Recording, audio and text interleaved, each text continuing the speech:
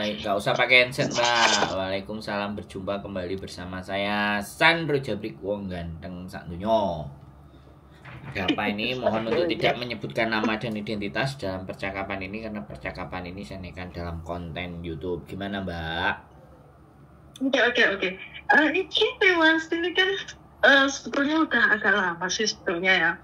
Nah ini kan di Facebook, saya kan mainnya di Facebook gitu.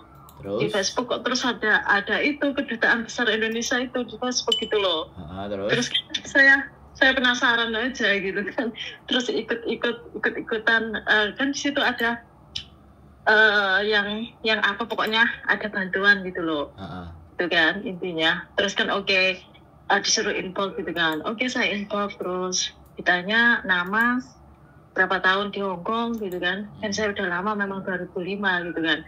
Habis itu terus ya langsung Anda bisa masuk dalam daftar dapat bantuan gitu Mas gitu kan. Habis itu ini bener nggak ya, kita kan udah lama di sini juga nggak mau dikacangin orang-orang seperti itu, tapi kok ada akunnya kok Kedutaan Besar Indonesia gitu kan, kita kan penasaran gitu loh Mas Mas Sandro gitu kan. Dari situ lah saya coba aja gitu. Habis itu terus ya itu saya screenshot ke Mas Sandro gitu.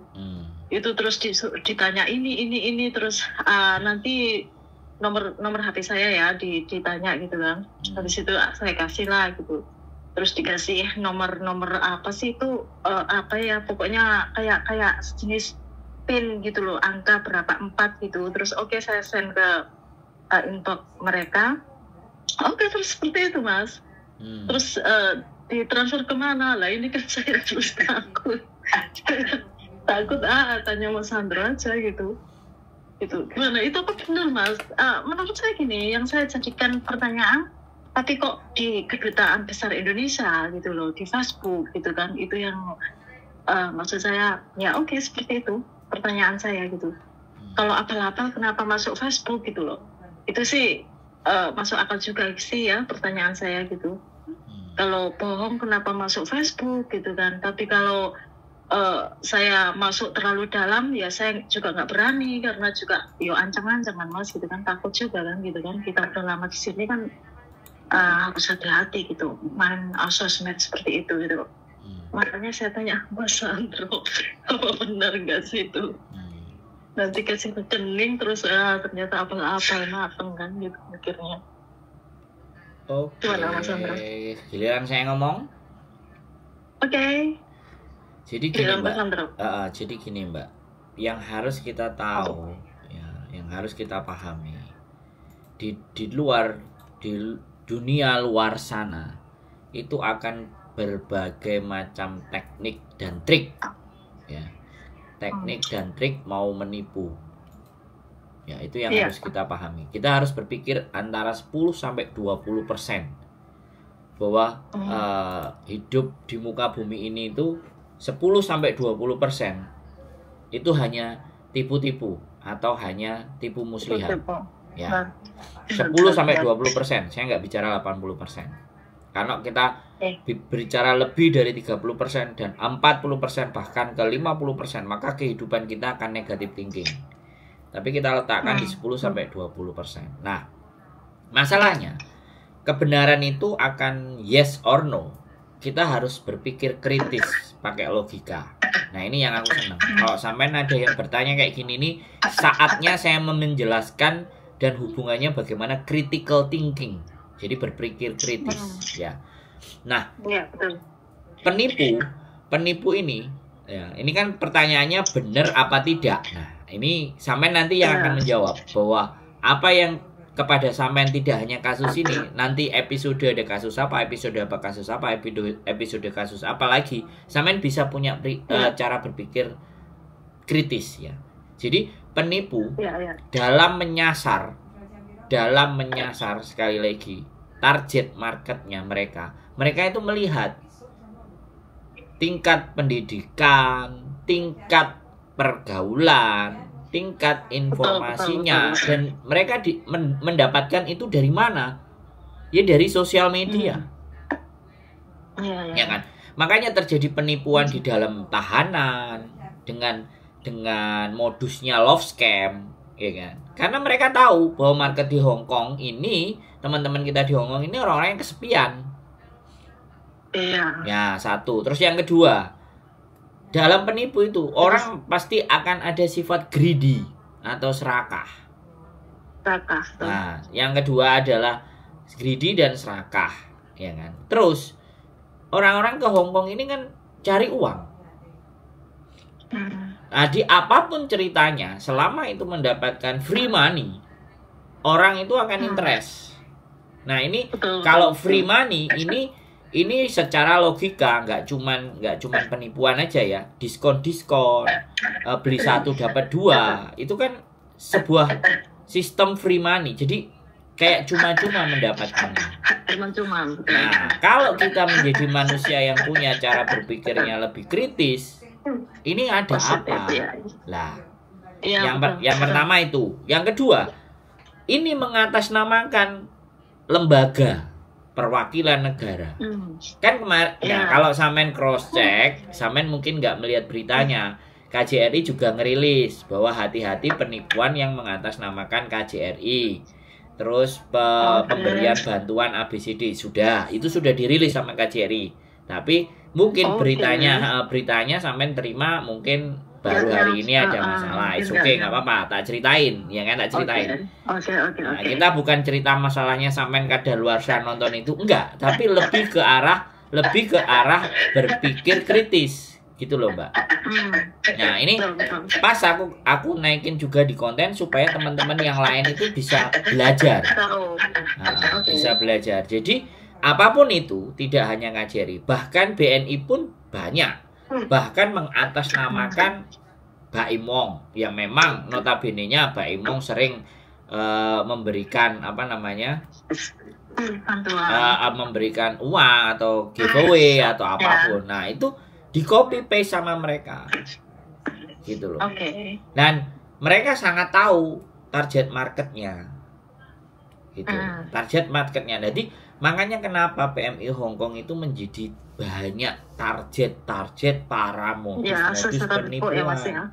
Iya, karena mereka kesepian, mereka nggak tahu harus tanya ke siapa. Hal seperti ini, oh ini uang gratis, terus orang diputuskan sesuatu yang paling sulit. Yang kembali lagi paling sulit untuk dinasihati itu kalau orang jatuh cinta. Makanya para penjahat-penjahat itu menggunakan modus love scam. Dengan berbagai cara memutarbalikkan, dengan berbagai cara mengatur siasat seperti ini. Kalau saya ya berpikir kritis ya, critical thinking. Siapapun menawarkan hal gratis dan saya tidak kenal dia, ataupun saya kenal dia, ya, kalau memang benar-benar dia mau ngasih gratis dan itu memang hak saya, ya kan, aku bilang, bisa nggak saya ketemu sama kamu, atau kamu di mana, aku bisa nyamperin nggak? Kalau jawabannya oh ini tidak bisa, sistemnya kayak gini, terus aku bilang, ngomong aja sama tembok, ngomong aja ke laut. Nah, makanya di situ critical thinking, logika berpikir kita itu harus bermain di sana. Ini tiba-tiba ngaku-ngaku jadi ini, minta ini, mau ngasih ini. Yang paling sering kan teman-teman ini gambar-gambar pilot, polisi, titip uang, mau ngambil uang karena nggak bisa, sistemnya gini-gini, terus harus ditransfer dulu lah. Dan dia itu masif, intensif. Kalau sampai mau ngerjain, telepon aja. Makanya kenapa ya teman-teman, kalau punya masalah ke saya jarang WA.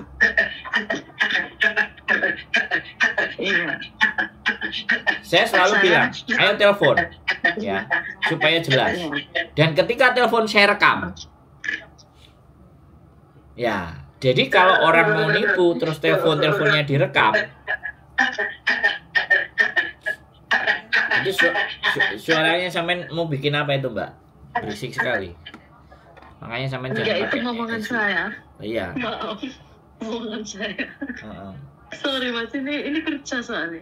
Ya, makanya ya nggak apa-apa, aku terserah. Jadi karena sampean yang butuh, aku menjelasin aja. Aku sadar, aku sadar posisi kalian itu tidak di posisi yang free. Tapi kembali lagi kan, kalau ada suara-suara yang nggak pas, aku oh ya sudah, aku bertanya saja. Kalau yang dengerin kan nanti kasihan Mbak, karena yang dengerin itu benar-benar kadang mereka bilang, jadi sesuatu yang sampean sampaikan dan yang saya bahas itu sesuatu yang penting. Jadi kadang-kadang saya ingin menghargai juga yang dengerin, nggak cuman yang cerita. Yang dengerin itu kita hargain karena mereka mau dengerin dan mau belajar. Nah, itu makanya. Iya, betul. Ya, terus anehnya saya kan ya sebetulnya saya juga berpikiran kritis ya Mas Andra ya. Ini aku sewering kene mau kibuli gitu mikirnya gitu udah masuk, maksudnya saya sudah dari awal ini ngapusi tapi aku coba aja gitu loh Mas Andra maksudnya. Habis itu udah berapa lama ya, itu mungkin habis hampir semingguan gitu, itu ada connect oke gitu, ditransfer ini nanti ada SMS ya gini gitu. Terus oke, aku dapat SMS memang WA gitu Mas. Habis itu langsung kan aku info lagi, nah ini dikirim kemana nomor PIN-nya, ke inbox saya, oke langsung ke inbox gitu ya. Habis itu terus kan otomatis kan udah tahu nomor WA saya tuh Mas. Habis itu dia tanya gini, ada nomor telepon lagi gitu, nggak ada Pak. Ya saya jawabnya juga simpel singkat, nggak kayak orang yang kayak tergila-gila sama uang gitu, nggak ya Mas ya. Mungkin mereka juga mikirnya ini orang ini udah pengalaman mungkin gitu. Ya udah simpel aja saya bilang ya. Oh nggak ada, cuma satu ini aja gitu toh. Habis itu nggak ada kabar sama sekali Mas. Habis itu nggak ada info lagi gitu Mas. Habis itu terus berapa hari gitu ya nggak ada connect lagi. Ya udah bohong ini, saya mikirnya gitu cuma. Habis itu iseng-iseng lagi gitu kan. Terus aku yang bilang halo gitu aja. Habis itu barusan ini terus aku telepon Mas Sandro. Ini barusan dia inbox lagi gitu loh. Inbox tanya nomor rekeningnya, ini ditransfer kemana. Nah ini kan terus saya tanya gini, lah kemarin saya kita ada connect, kenapa nggak disambung terus kalau memang benar-benar gitu. Cuma saya mikirnya seperti itu gitu Mas Sandro. Habis itu terus ya oke lah, daripada saya mikirnya kan gini, positifnya kok ini kedutaan gitu Mas. Di Facebook juga gitu kan, otomatis kan umum gitu loh. Mikir positifnya seperti itu, tapi negatifnya kok kayak gini gitu kan. Ya lebih baik tanya Mas Sandro itu langsung tanya gitu. Ternyata Mas Sandro jawabnya gitu, ya oke, untung saya belum kasih apa-apa, maksudnya nomor ini apa gitu kan. Saya takutnya disalahgunakan gitu. Ya jadi tujuannya yang pertama bisa jadi ngambil identitas kita. Ketika identitas sudah kita diberikan, dan ini modusnya kita lanjut lagi ya. Jadi karena tadi belum selesai. Kalau sudah dapat informasi yang dia dapetin dan sampean sudah kasih dan dia sudah kasih sama sampean. Jadi kalau sudah dia kasih sama sampean, artinya pada saat dia sudah pegang data. Nah, ketika maaf ya, saya putus. Tapi alhamdulillah nama saya itu nggak clear gitu. Sampean dengerin saya ngomong dulu Mbak. Sampean dengerin saya ngomong. Misalnya kan saya tadi bilang, ya. Ini kan saya bicara tujuannya. Jadi kalau sampean ngerasa sesuatu nggak sampean kasih apa-apa, sampean diam dulu, sampean dengerin saya ngomong dulu. Biar sampean itu tuntas. Jangan sampean berpikiran apa yang saya omongkan itu sudah terjadi sama sampean. Enggak. Bisa dipahami nggak? Ini bedanya. Makanya sampean kan nanya, saya menceritakan kenapa modusnya kayak gitu. Karena kalau sudah identitas itu dia kantongi, ya kan? Kemudian identitas dia kantongi, dia mulai mengancam, gitu. Jadi kalau dia mulai mengancam, karena kita ngerasa identitas kita sudah berikan, misalnya, ya. Jadi jangan ngomong aku belum ngasih. Enggak, aku ini bercerita ya kan. Jadi sampean bertanya, aku bercerita gitu loh. Jadi ketika sudah dikasih, ancaman itu akan muncul dan kita akan muncul ketakutan. Nah, ketika kita itu jadi takut, nah, panik, kerjaan nggak beres, ya kan, kekhawatiran, macam-macam, terus dia serang terus, gitu loh. Nah, makanya kan untuk menghindari itu semuanya, bullshit lah, semuanya langsung blokir. Jadi itu lebih kalau kita menjadi orang yang nggak kuat, nggak gampang diancam. Jadi anggap aja jangan kalau dari sosial media itu kebanyakan hoak, bilang aja gitu.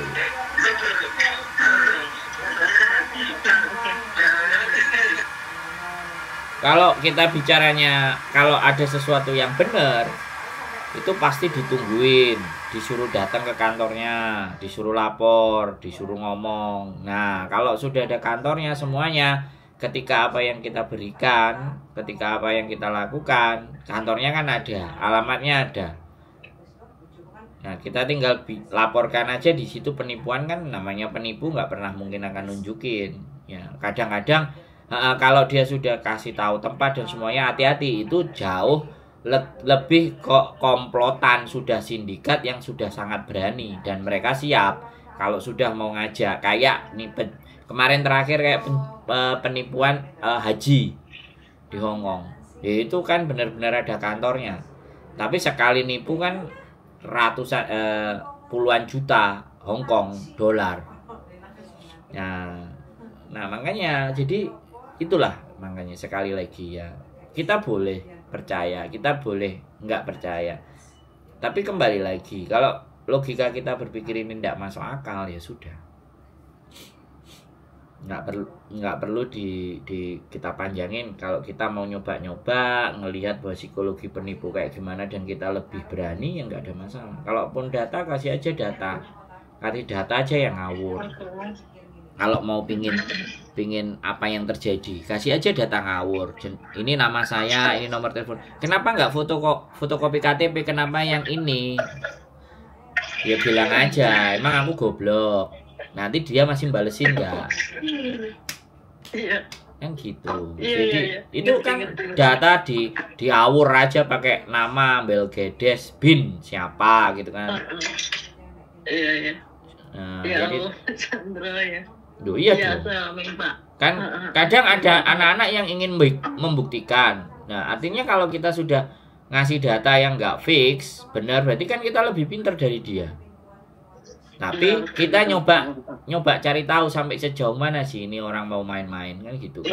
Kalau kita kurang kerjaan kan ya dikerjain aja. So simple aja. Saya pernah Baim Wong itu 2 kali kalau 3. Jadi penipuannya Baim Wong di teman saya. Terus tak telepon, saya berlagak, tak masukin di konten juga. Oke. Langsung dimatiin sama dia. Mantap. Oke, udah tahu Mas, betul. Ya kalau sampai nonton pasti tahu lah intinya. Jadi gak apa-apa, main-main juga boleh kan. Kita juga main-main. Kemarin saya lihat kontennya Mas Sandro yang itu, yang mbaknya apa sih? Suaminya dipulangin itu loh. Dipulangin ke Indo itu loh, suaminya. Mbak bulan 3 itu yang mau pulang terus suaminya mau apa sih, pelarian terus ya. Terus dipulangin lagi. Itu saya full lihatnya kontennya Mas Sandro. Kesimpulan apa yang sama dapatkan dari nonton itu coba? Itu kesimpulannya ya, kalau mau bawa ke sini Loyang itu ya harus kita prepare segalanya. Jadi maksudnya untuk booking hotelnya harus ada persiapan gitu Mas. Itu yang poinnya saya lihat ya. Terus Mas Sandro sendiri kan sharing kalau sering juga seperti itu dulu gitu. Jadi mbaknya jangan cemas. Yang penting suaminya nanti di Indo itu bisa dihubungi lagi gitu. Terus kalau kesini lagi lebih baik masuk Makau dulu gitu kan. Intinya kan gitu. Caranya Mas Sandro lebih gampangnya gitu loh. Langsung ke Makau dulu baru ke Hong Kong gitu. Itu poinnya sih seperti itu. Jadi intinya kalau bawa suami ke sini harus semuanya harus dipersiapkan dulu gitu. yang paling penting kan bookingan hotel itu kan mbaknya lupa bookingan hotelnya di mana kapan gitu kan lupa dia. Menurutku nggak lupa. Menurutku nggak lupa, tapi nggak masuk akal aja kalau lupa. Oke. Jadi ada sesuatu, ada sesuatu yang dia sembunyikan dari saya. Iya betul. Tapi kan aku nyantol juga Mas. Tapi kan aku jadi gini loh, makanya kenapa di teleponku itu nggak ada yang menye-menye? Karena ketika dia mau menye-menye, dia sendiri yang akan kena. Ya, benar. Tapi kalau telepon ke YouTuber yang lain kan seneng, jadi rame. Kamu nih cengok goblok. Jadi kayak ketika kita digoblok-goblokan sama orang itu kayak sesuatu yang bahagia gitu. Kalau aku nggak akan pernah goblokin. Tapi ada yang aneh deh mbak ceritamu ini. Iya, kadang itu saya ngomong kadang gitu sih kok sampai lali lah ya itu salah sampean betul jadi makanya penontonku juga pinter sing komen nggak bagus semuanya tapi kalau ada cerita sing koyok menurut mereka nggak pas dan nontonnya sampai akhir iki makanya komennya aku lihat kok sedikit agak ekstrim wah gak sido kelon yang karo bojone wah bojone uang paling ada yang kayak gitu jadi kan nah penontonku tuh pinter-pinter mbak ada yang sedih ada yang susah mereka nggak akan bully karena mereka tahu dan saya menyampaikannya bukan mengadili gitu saya menyampaikannya ya sudah ini buat pembelajaran kita terus ada yang makanya ada yang telepon nanti baru besok paling kontennya naik bilang bahwa saya bikin paspor di Indonesia kok diminta materai dari Hong Kong kok sampai bingung panik saya takut dibully aku bilang gak usah takut dibully mbak ini untuk menunjukkan bahwa permasalahan sampean itu nggak hanya cuma terjadi sama sampean saja tapi saya sebelum ngomong itu kan saya ngasih solusi dulu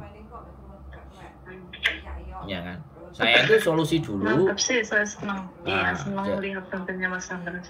Solusinya dulu kalau udah bilang udah ngasih solusi, lihat dia mau jalanin solusi itu enggak. Kalau dia masih ngeyel aja, sebenarnya dia nggak cari solusi tapi mau nyari pembenaran atas apa yang mau dia inginkan. Apa yang inginkan? Nah, tidak bisa kalau sama saya kayak gitu. Ya. Kalau sama saya nggak bisa, aku udah pikiran sendiri, aku nggak bisa kamu atur untuk membenarkan masalahmu. Nah, anak-anak itu kan kadang itu telepon itu bukan untuk nyari solusi tapi aku dukungan bener no apa sing tak omong no. Nah yang parah lagi ketika cerita sesuatu yang salah ditanggapi sama konten kreator malah digoblok-goblok no malah dicengok-cengok no awakmu ngene-ngene itu malah menurutku ya kalau memang dia memang cari solusi cari pandangan ya dia salah gitu telepon kepada orang yang salah. Tapi kalau memang dia pingin cerita yang rame-rame dan ceritanya supaya bikin jadi geger dunia, ya saya nggak memilih dengan hal itu. Makanya yang nelpon sama saya itu lebih cenderung nggak ngawur gitu loh, hati-hati. Prinsipnya Mas Sandro seperti apa kan gimana gitu kan lain dari yang lain gitu loh maksud saya. Ya dan saya nggak mau bikin info itu berdasarkan katanya ya kalau misalnya mbaknya telepon ya misalnya ada mbak telepon ya kan dari ceritanya itu ada aneh yang dirasakan kalau dia mau menyembunyikan sesuatu. Iya. Seperti apa mas? Nah, seperti apa? Makanya gitu kok gini ya waktu itu kok gini kok aneh gini. Iya. Tapi ya udah dengerin aja iya kan kayak gitu kita bisa ambil. Tapi enaknya Mas Sandro itu nggak menjudge dia gitu loh cuman kasih solusi gini enaknya sih seperti itu cuman dianya sendiri kan masuk perangkap dia sendiri gitu kan kalau orang yang bisa mencerna percakapan antara Mas Sandro sama dia gitu ya kalau bisa mencerna gitu tapi kalau orang yang cuma membuli ya kayak itu tadi kan nggak iso kamu kumpul sama bicara gini ya itu namanya sosmed yang seperti itu it's okay sih sebetulnya gitu kan yang rame sosial media ya kan yang maki-maki ngajak ribut-ribut olok-olok satu sama lain itu kan sesuatu yang membahagiakan, karena memang hidup mereka itu nggak bahagia, sehingga ada orang yang keliru, ada sasaran empuk untuk kita hajar, dan mereka nggak berpikir bahwa aku jadi bagian kayak orang goblok kayak mereka, enggak gitu. Sedangkan ya kalau saya kan nggak pernah ada yang ribut utang jambak-jambakan terus saya bahas di konten, kan enggak. Iya betul. Bahas yang ketangkep jualan itu kan saya nggak pernah bahas, karena ya sama-sama yang nonton, yang upload ya, yang komen ya, sama-sama orang-orang yang nggak jelas gitu. Betul. Iya, ada. Ya, semangat Mbak, sekali lagi ya. Hati-hati dengan dokumen dan data. Oke, siap. Oke, Mas Andra. Oke, makasih. Bye. Assalamualaikum. Jadi buat teman-teman semuanya ya kan, selama kita itu logikanya main dan semuanya, dan kalau kalian sengaja, ya sekali lagi kalian sengaja mau main-main dengan para penipu, it's okay. Tapi jangan sampai itu akan menjadi senjata makan tuan buat kalian. Jangan juga jadi bumerang. Ya, kalau memang mau ngerjain kurang kerjaan, it's okay. Saya nggak ada masalah dengan persoalan-persoalan seperti itu ya teman-teman. Kadang sekali lagi saya juga kalau ada orang yang mau nipu ya saya telepon gitu loh. Saya sih orangnya seperti itu aja, so simple aja ya buat teman-teman semuanya. Oke, tetap semangat dan keep stay tune my YouTube channel, and see you next video. Bye bye.